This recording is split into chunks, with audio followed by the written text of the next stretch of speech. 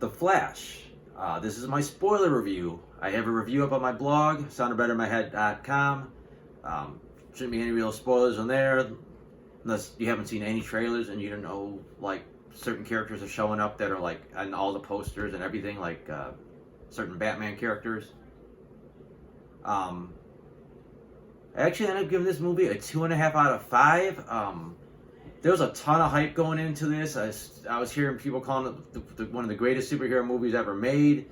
You know, they were saying Tom Cruise saw it and he loved it. Like, everyone was raving about this movie. Ezra Miller was having a lot of problems in the news, some very public, pretty weird stories about him getting arrested and causing chaos. The studio still stuck with them because they were so confident in this product, both. So the bar is kind of raised, kind of high going in, so I think that hurts a little bit. But if you've seen I've read the Flashpoint comic, so I know the gist of what happens in Flashpoint, and they've done variants of this in the Flash TV series as well. You know, I saw all the trailers for this movie, so I had a rough idea what to expect, and it wasn't anything too different than that, which is kind of surprising. You know, there was some nuance in there and all that, but for the most part, it's about what you expect. Barry goes back in time to keep his mother from being killed.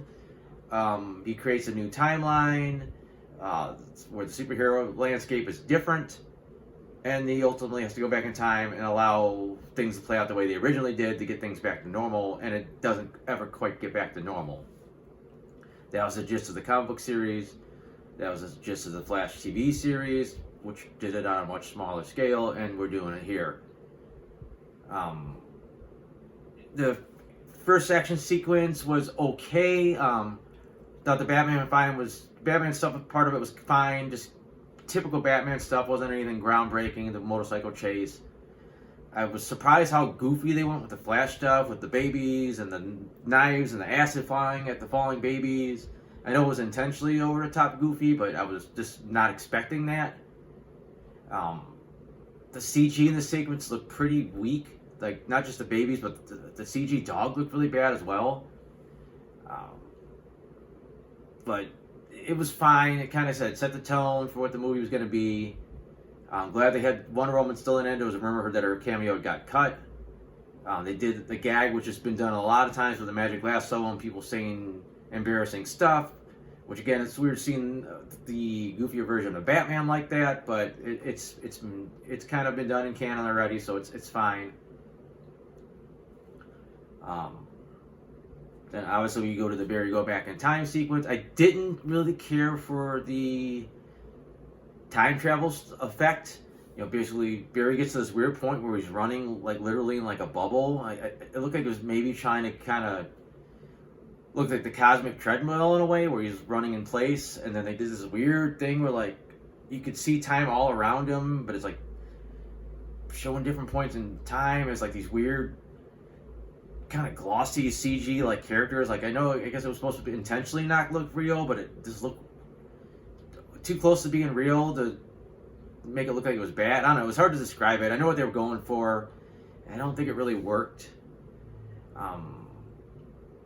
Obviously he goes back in time, he's attacked by an evil Flash. I was hoping it was going to be some variant of Thawne or Zoom or somebody, because Barry's mother's death was tied to Zoom originally. Or not Zoom, but Thawne. But we get the new timeline, we get the second Barry, everything we expected. I thought the effects with the two Barrys looked good. Like, every time I thought I was just watching two different characters on screen, even though it was the same actor. I know some people said they thought the face replacement or CGI, whatever they used, was more obvious than I noticed. Again, I just kind of got sucked into the story. It wasn't focusing on whether or not the faces looked wrong. If there was anything that looked a little off sometimes, I just kind of took it to this Barry was supposed to be 3 years younger. But either way, I thought the acting was great. I thought we had the slightly more mature Barry going against this even goofier Barry. So it felt like two different characters. Sometimes the other one took it a little too far, the younger Barry, but I think it worked for their dynamic. Again, we went with the Flashpoint in this version instead of like Cyborg being the big superhero and Thomas Wayne being Batman and all that. This reality There basically was no superheroes besides Batman, and obviously we've seen in all of the trailers and all the posters, it was the Michael Keaton Batman. I thought he was basically unnecessary. I know for the Flashpoint storyline, it was a big deal to have this an alternate version of Batman than the Batman we know, and Barry having to convince this guy to help him because Batman's the guy you go to in a situation like this, and having Barry have to be like, no, I got to tell you who I am. I got to explain this to you. Yeah, I don't think it needed to be Thomas Wayne like the comics. It didn't need to be Michael Keaton's Batman. I thought the Thomas Wayne Batman brought something unique because it was a different take on the character. It was a father dealing with a son that he lost. I don't think the Michael Keaton Batman added anything. Other than the fan, it may be like, ooh, it's the Michael Keaton Batman. He was living like some kind of a hermit. He had the long hair and the beard, and he seemed like he was neglecting the mansion. He was just kind of hanging out in the kitchen, maybe. But then it didn't seem like there was any kind of trauma that got him there. It's just like, oh yeah, Gotham's safe, so I'm kind of done with like crime fighting. Like it was just kind of weird. I thought there was gonna be more to it. Maybe like Catwoman died. Like they didn't explain any kind of backstory to why he got out of the game and lived like a hermit. I thought his introductory fight sequence was kind of cheesy, just because they were trying so hard not to show his face, even though we all knew who it was gonna be at this point. Obviously, when you're making the movie, you don't know what they're gonna reveal in the trailers, but I just thought it was a cheesy fight scene. Again, just trying to cover who it really was. I did like the way he described the time travel. It's weird because we've never seen the Batman '89 be an expert on time travel mechanics or whatever, but apparently this version is. It's fine. I rolled with it. Wasn't that big of a surprise, obviously, that instead of Kal-El, they found Supergirl. Again, we knew from the trailers that's what was going to happen, so it wasn't a surprise. I didn't mind that being an alternate take on the comic book. I don't think that made a big difference. You're still finding the Kryptonian that's kind of like, your ringer for the final fight. It just was a different Kryptonian this time. That worked. I thought I liked Supergirl, but she really wasn't in enough. They help her. She has a big fight in that we seen at the Russian prison. Then she bails on him, like, screw you guys, humans suck. And then she's like, oh, never mind, Zod killed a guy, so now I'm back on your side. Let me help. So it was kind of a weird, super fast arc for her. But like I said, overall, I liked the character. I wish we could have seen more of her, especially she's in limbo after the end of this movie. Obviously, we knew that Zod was going to show up. I thought Zod was underused. It was a cool callback having Zod, and kind of redoing that Man of Steel, like, that's kind of the end of the DC universe here. Goes back to the beginning of the DC universe, or DCEU, whatever they call them, the new one. I think the new one's DC universe. The old one was DCEU. Either way, Zod's back. I think he's much more one-dimensional here. Like, he had this whole backstory about he's trying to save Krypton to bring Krypton back, and he was fleshed out quite a bit. Here, he just comes off as like one note. I think it would be kind of like Thanos in Infinity War compared to Thanos in Endgame, where like he just kind of becomes a little bit more like a one-dimensional evil villain, and you just kind of lose something. The fight was okay. There's some decent action stuff in it. I was a little surprised that they did the thing where they were trying to redo history, but again, it's not something we haven't seen before. It's definitely something Barry would do. Barry would be obsessed with fucking with the timeline over and over again. He's done it in the show. I'm glad that the mature one caught on, like, hey, this is a bad idea, and the younger one's like, no, let's keep going. And then it took me a couple seconds. It took me till I seen younger Barry with like 2 or 3 pieces of like Kryptonian's tech lodged into him that I realized he was the evil Flash, and then it all made sense. It was fine. The resolution was okay. Like, the time travel mechanics are kind of screwy, but he lets himself get killed by himself, and that erases the evil version of himself. It works. It reminds me a little bit of Thawne. Again, I go back to the Flash series a lot, but the Thawne killing himself to stop, his ancestor from existing and becoming the Reverse Flash. It's a pretty standard Flash trope, which is fine. You're trying to make a Flash movie. I thought the whole thing in concept was a cool idea, seeing these different worlds and different heroes from different worlds doing the multiverse thing, but I thought the execution was odd. Like, the planets were like different colors for some reason, and they kind of looked like stop pieces, like a film strip, which was a weird choice.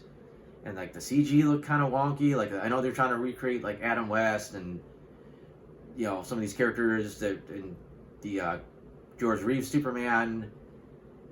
So they looked a little wonky there, but then when they were kind of showing Chris Reeves and the Helen Slater Supergirl and the Superman there, like that was supposed to be more like, I think that was supposed to should have looked a little bit more real than like the Batman stuff they're showing, because that was more like the slides. But the CG didn't look that great for either one of them. It just looked, I don't know, it just looked off. It didn't look that great. It was cool seeing them. The Nicolas Cage thing was friggin' awesome. I seen that giant spider. I was like, please tell me we're going to see the Nicolas Cage Superman, and we did. So that was really cool. Again, he also looked a little bit off. You know, a lot of CG involved in that, but it was just really cool seeing that. And then they just kind of like, I don't know, then they kind of backed out of that. Barry ends up, looks like he fixed everything. I didn't know how I felt about him and Iris. It's like some girl that he kind of knew in college that he liked, but I don't know if she seemed to really be into him at all. Like, they didn't seem to have any kind of interaction besides being in class together. And then all of a sudden she's like, oh, let's go out on like a dinner date. Like, it just kind of jumped from A to B. Like, I don't know where that happened. And then the end, of course, I did dig seeing George Clooney show up as the new Bruce Wayne. Obviously, that's not going to stick around because we're rebooting the universe. From what I've seen, originally it was supposed to be Michael Keaton's Batman replacing Batman, but when James Gunn took over, they ditched that idea, and it was kind of a throwaway gag, basically. Like, oh, look, you're in a universe with George Clooney Batman. Other stuff, I think this movie was a little too long for the story that it was telling. And there's pros and cons. We basically had the whole thing in the middle where the Flash loses power, and the younger Barry gets the power. He's got to teach him how to use it. So we finally kind of get an origin story for the Flash, because we never had one up to this point for the movie Flash. So it was kind of weird to do it in the middle of this one with like a Flash that wasn't going to stick around and be the Flash. It's like on one end it felt a little unnecessary, but the other end it was kind of nice to kind of get that origin in it, get some clue how he became Barry and some of the struggles that he had with what became the Flash and some of the struggles he had.